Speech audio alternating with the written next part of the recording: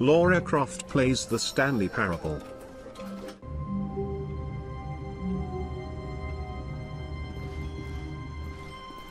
All of his co-workers were gone.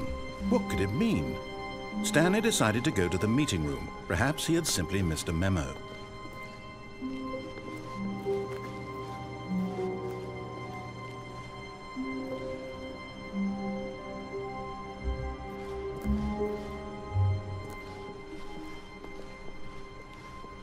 When Stanley came to a set of 2 open doors, he entered the door on his left.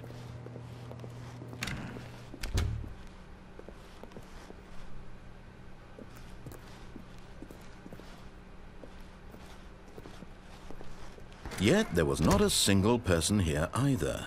Feeling a wave of disbelief, Stanley decided to go up to his boss's office, hoping he might find an answer there.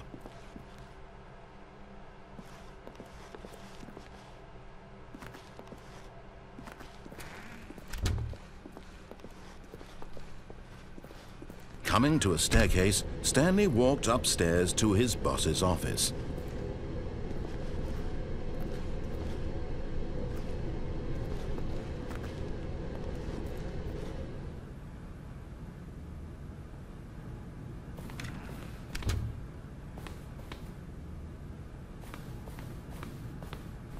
Stepping into his manager's office, Stanley was once again stunned to discover not an indication of any human life.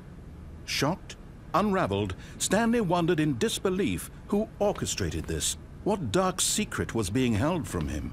What he could not have known was that the keypad behind the boss's desk guarded the terrible truth that his boss had been keeping from him. And so the boss had assigned it an extra secret PIN number, 2845. But of course, Stanley couldn't possibly have known this. Yet incredibly, by simply pushing random buttons on the keypad, Stanley happened to input the correct code by sheer luck. Amazing. He stepped into the newly opened passageway.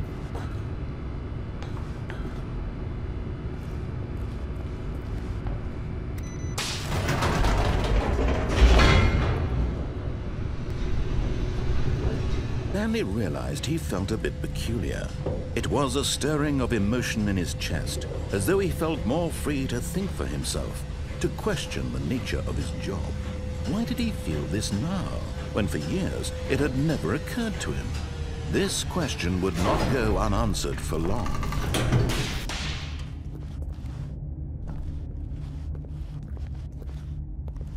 Stanley walked straight ahead through the large door that read Mind Control Facility. Although this passageway had the word Escape written on it, the truth was that at the end of this hall, Stanley would meet his violent death. The door behind him was not shut. Stanley still had every opportunity to turn around and get back on track. At this point, Stanley was making a conscious, concerted effort to walk forward and willingly confront his death.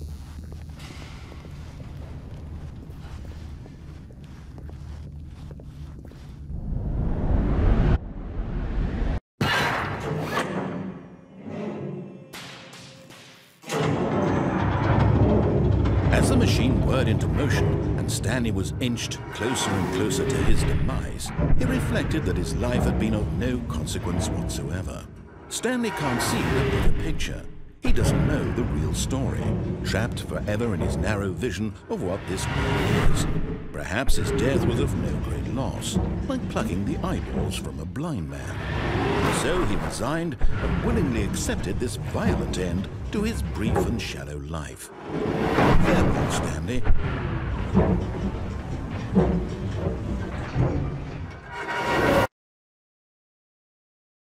"Farewell, Stanley," cried the narrator, as Stanley was led helplessly into the enormous metal jaws.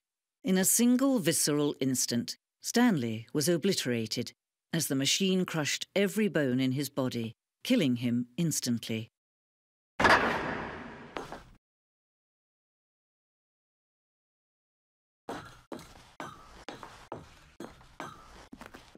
And yet it would be just a few minutes before Stanley would restart the game, back in his office, as alive as ever. What exactly did the narrator think he was going to accomplish?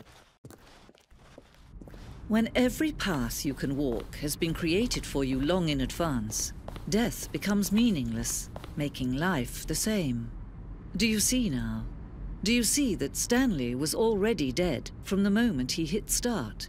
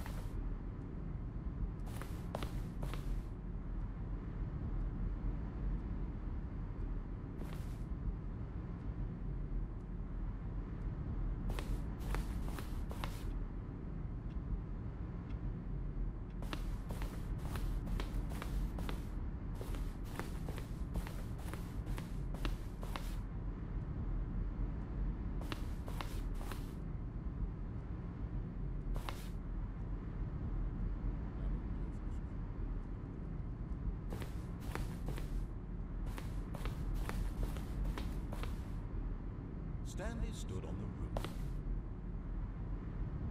And finally, he pushed the number 6. Stanley walked over the bridge.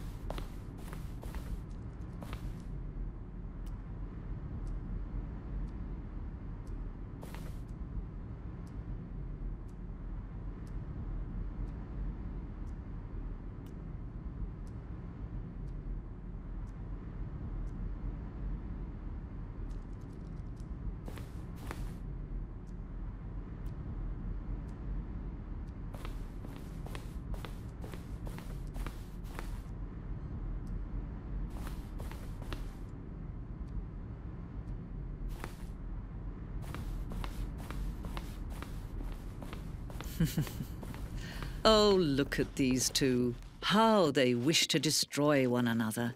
How they wish to control one another. How they both wish to be free. Can you see? Can you see how much they need one another? No, perhaps not.